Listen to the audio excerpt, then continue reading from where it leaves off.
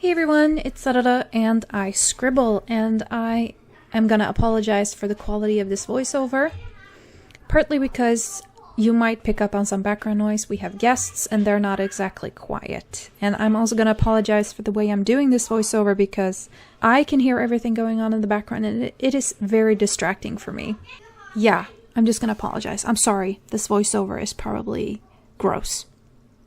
Anyway, today I am drawing a piece for Pride Month, and this is the first time I'm doing this, so it was really exciting, and I'm really happy that I did it.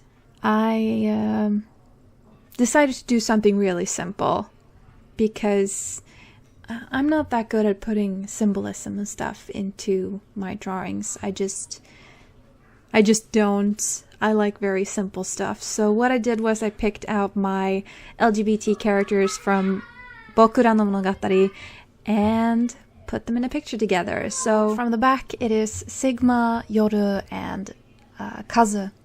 And they are some of my very few LGBT characters. I should probably say like LGBTQ plus, right, to be more politically correct. Either way, just know that I'm all for it. I'm an ally. You don't have to be afraid in this space because it's safe. Moving on to my characters because I just want to talk about them today. I just want to ramble, and this is probably going to be super disjointed, but I want to talk about my babies because I love them. So starting with just some background overall, Bokura no Monogatari is a slice of life story. It is the most boring story you can read because it's just snapshots of what it was like for all of these kids to grow up together.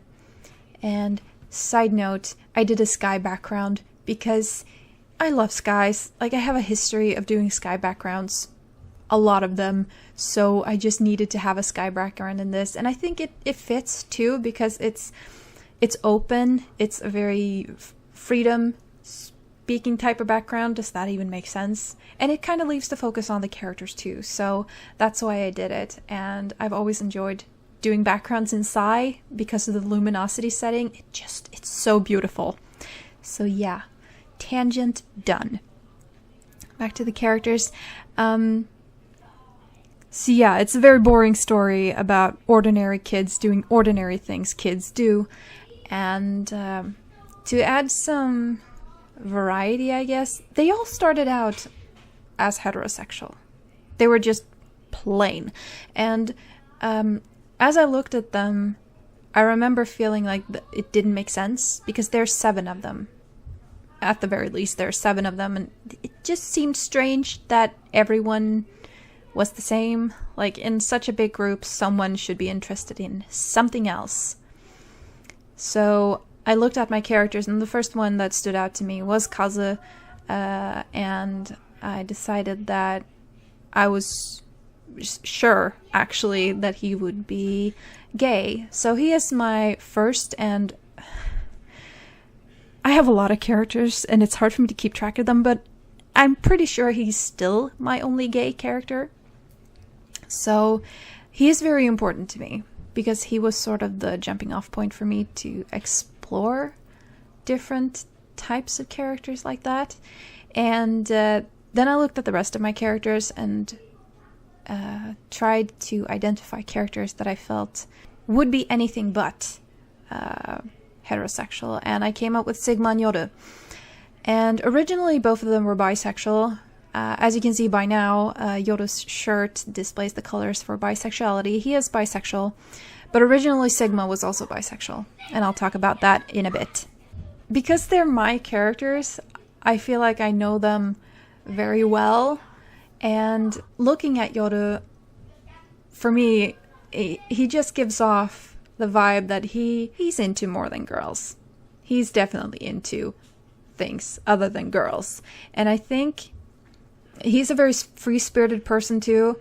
I usually think of him as a bird in a cage because he's very free-spirited, but he is locked down into a very specific lifestyle. He's a rich kid, and he's got a lot of money, and he's stubborn and spoiled and absolutely vile as a teenager. And some of it for good reason, because he is well aware that once he gets to a certain age, he'll have to do what his parents want him to do, and that is get married to a very nice girl. And this he has known since he was very young. So I think he is very open-minded, because he knows that he can't afford to be selective in a way. So he's just allowed himself to be more expressive, to be more experimental. I'm not sure where I'm going with this. I just want to talk about my characters. But yeah, so that's Yoru. And then we have Sigma. And as I mentioned, she used to be bisexual, and this only changed last year. As you can see by her colors, she is pan. And that is because I've always said that Sigma loves everyone. From the very start, Sigma loves everyone. She is a very, very lovely person who will love you regardless of who you are, as long as you're a kind person. And when I first made these characters 10 years ago, if that's even enough, I only knew of 3 sexual orientations, and that was homo, hetero, and bi. So instinctively, I selected bi for her. But last year, I was looking into their character information again, and when I looked at hers, I just noticed that, wait, I have more information now than I did 10 years ago, and there's actually an orientation that suits her better, and that was pan. So Sigma is pansexual, and I feel like when I got that piece of information, like when that fell into place, I feel like she became a more complete character. All of my Bokura no Monogatari characters are fairly well established. They've been developed over, as I said, at least a decade. So they all have a pretty solidified background, but none of them are complete because their story isn't over. So adding or changing that detail about her made her feel more complete to me, and I think that is really important. So now we're coming up on the end of this video, so I am just gonna go ahead and sign off. I am sorry for rambling. I'm not sorry for talking about my characters, but I'm sorry about the disjointedness of all of this. So happy Pride Month. Let's all work hard and strive towards having a more equal and more fair world. Anyway, thank you so much for watching. Please do, if you haven't, take a moment to subscribe. You can hit that button, join in for more fun art videos. You can also follow me on all my social media. Links to those will be down below, as well as to my Etsy and my Redbubble store. Check those out if you'd like. Until next time, keep on scribbling, friends. Bye!